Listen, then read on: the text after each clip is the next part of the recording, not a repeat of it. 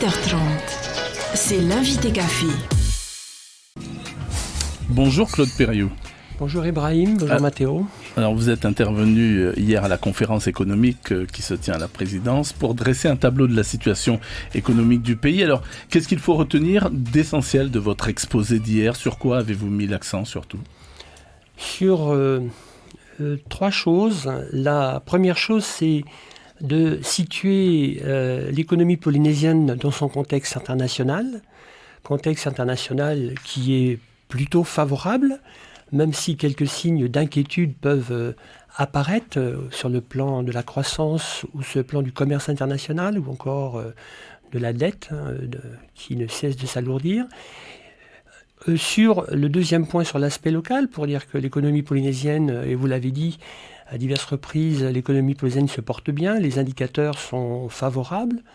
Et le troisième point, c'est de savoir au fond comment cette croissance peut-elle être mieux partagée, notamment en favorisant des inclusions, l'inclusion sociale bien sûr, avec la création d'emplois qui doit accompagner cette croissance, mais aussi, puisque c'est un thème de cette conférence économique, l'inclusion financière et l'inclusion bancaire, pour permettre à maximum de nos concitoyens de pouvoir avoir accès à des services de base pas trop chers et surtout disponibles. Alors, traduction des bons chiffres que vous évoquez, ça a été également évoqué donc hier à la conférence économique. Le taux de croissance qui était de 2,3 en 2017, qui est passé de 2,5 donc l'année dernière, ça confirme la tendance à la hausse donc de la bonne santé de l'économie.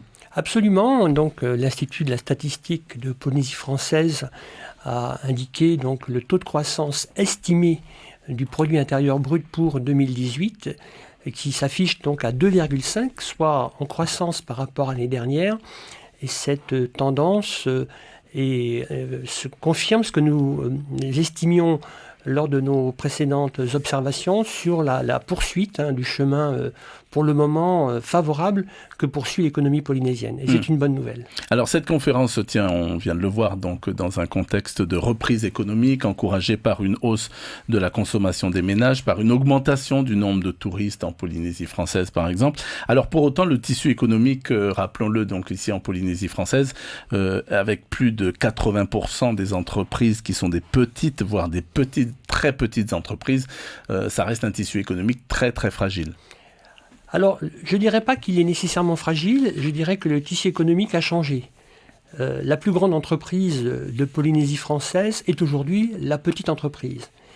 Et je pense que les nouvelles générations aujourd'hui sont plus enclins à créer leur emploi afin d'avoir une activité professionnelle.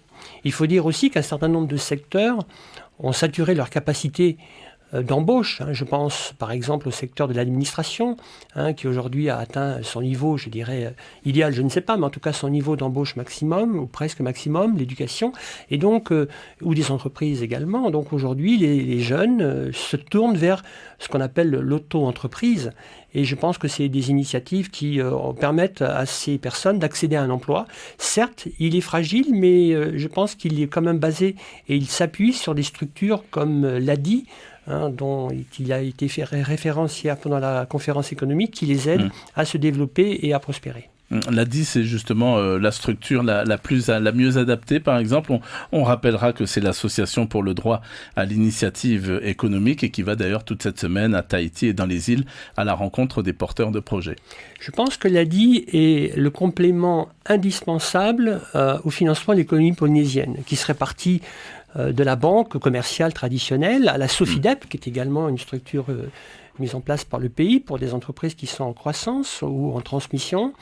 Initiative Polynésie également, qui est une institution qui a été mise en place et créée par la Chambre de commerce et d'industrie de Papeete. Et puis l'ADI, qui s'adresse à des populations plus petites, des entreprises plus petites, avec des prêts qui varient entre 200 000 francs jusqu'à 1 million, 1,5 million, je crois. Et donc, c'est vraiment cette structure qui permet de toucher les catégories les plus fragiles, dans des conditions de crédit qui sont douces et avec des niveaux de risque qui sont pas tolérables pour les autres acteurs. Alors, on a évoqué tout à l'heure la création d'entreprises avec les jeunes qui osent beaucoup plus, en tous les cas, que leurs aînés. Ça veut dire quoi qu'aujourd'hui, c'est fini de faire toute une carrière dans une seule et même structure, dans une seule et même entreprise comme avant ?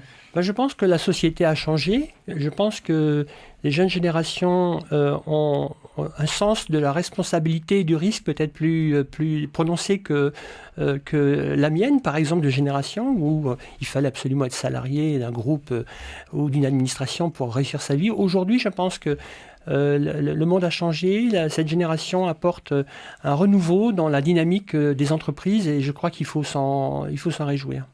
Alors malgré tous les bons chiffres de l'économie locale, une croissance, on l'a vu donc en hausse, qu'en est-il de l'écart social, des oubliés du partage comme on les appelle, ceux que l'on appelle aussi les personnes laissées sur le bord de la route.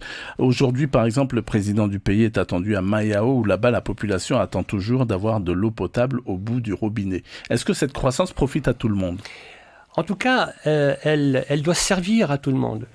Ma première observation, c'est de dire qu'il faut se féliciter qu'il y a une croissance. Parce que sans croissance, on peut difficilement faire grand-chose. La deuxième chose, c'est de dire que le pays et les entreprises, suite à ces 2-3 belles années qui viennent de se passer, ont retrouvé des capacités pour pouvoir remplir leur rôle. Néanmoins, on le voit bien sur quelques indicateurs, notamment celui du chômage. L'Institut territorial de la statistique évoquait hier le taux de 14,7 au sens du Bureau international du travail comme taux de chômage, et que ce taux, même s'il est stabilisé ou il baisse légèrement, reste néanmoins élevé. Donc la première exclusion, si je puis m'exprimer ainsi, c'est le chômage. Et aujourd'hui, la croissance qui est générée n'a pas encore suffisamment été forte pour réduire de manière puissante ce niveau de chômage. Je pense qu'il y a un des ateliers ce matin qui est consacré à cette réflexion, oui. Et il faut s'en féliciter. Mais je crois qu'il n'y aura pas de réduction de chômage s'il n'y a pas de croissance, s'il n'y a pas de confiance. Et donc la croissance est là, la confiance est là. Maintenant, il faut bien évidemment que les uns et les autres acteurs économiques puissent jouer leur rôle. La deuxième chose, c'est l'exclusion liée à la distance. Le président Fritsch... Là, vous pensez aux îles. Se rend ce matin à Mayao, effectivement, et on voit bien que la distance crée un problème d'équipement public, de services publics, et donc l'inclusion aussi de ces archipels dans le cycle de croissance est absolument fondamentale, et je crois que c'est une des priorités fortes qui a été signalée par le président du pays lors de l'ouverture de cette conférence économique. Les grands chantiers annoncés par le gouvernement laissent entrevoir de belles années, on peut dire ? Écoutez, nous avons une croissance de 2,5 sans ces grands chantiers. On peut penser que si ces grands chantiers se réalisent, et je parle bien évidemment du chantier du village tahitien, de la ferme aquacole de Hao, mais pas que, il y a le vice-président Fritsch indiquait hier et signalait hier un certain nombre de dossiers, une douzaine, voire une vingtaine de dossiers, par ailleurs de plus petite taille, mais qui pouvaient avoir aussi un impact très important. Donc si effectivement ces projets se réalisent, et certains se réaliseront, je pense notamment au centre des congrès, et il est certain que ça va booster pour l'année qui vient, et j'espère pour les 2-3 ans qui suivront, la croissance au-delà des 2,5% que nous avons constaté en 2018. On va terminer par là. La plus grande menace pour l'économie locale, ce serait quoi ? La plus grande menace pour l'économie locale serait un ralentissement puissant de l'économie mondiale qui nous affecterait en premier lieu par le tourisme. Nous l'avons connu en 2008, la chute de fréquentation touristique à cette époque-là a été extrêmement puissante puisqu'on est passé en très très peu de temps de 220 à 230 000 visiteurs à 150 000 visiteurs. Et donc si l'économie mondiale se porte bien, l'économie polynésienne peut en bénéficier via ce vecteur, bien évidemment, du tourisme. Le deuxième point, c'est celui de la situation financière internationale. Il ne faudrait pas qu'une bulle financière, spéculative ou immobilière éclate, puisqu'elle se traduirait par exactement ce qui s'est passé en 2008, par une réduction des capitaux et des capacités de financement des entreprises et des investisseurs à notre égard. Est-ce qu'on peut se préparer à cette perspective ? Est-ce qu'il y a des alternatives ? On peut anticiper ? Ce que dit le Fonds monétaire international ou encore l'OCDE, c'est que certes, il y a un ralentissement de l'économie mondiale, mais il n'y aura pas de mouvement disruptif, c'est-à-dire il n'est pas prévu une récession aussi puissante que ce qui s'est passé donc, en 2008. Néanmoins, il faut qu'on soit vigilant et que la Polynésie, par son développement endogène, puisse réduire sa vulnérabilité oui. à ces phénomènes. Merci beaucoup Claude Périou d'avoir accepté notre invitation. Merci Ibrahim. Je rappelle que vous êtes le directeur de l'Institut des missions d'outre-mer et qu'à ce titre, donc, vous avez dressé hier un tableau de la situation économique de la Polynésie. C'était à l'occasion de l'ouverture de la 6e conférence économique qui se poursuit aujourd'hui et demain à la présidence. Merci encore. Merci. C'était l'invité café, 7h30 du lundi au vendredi.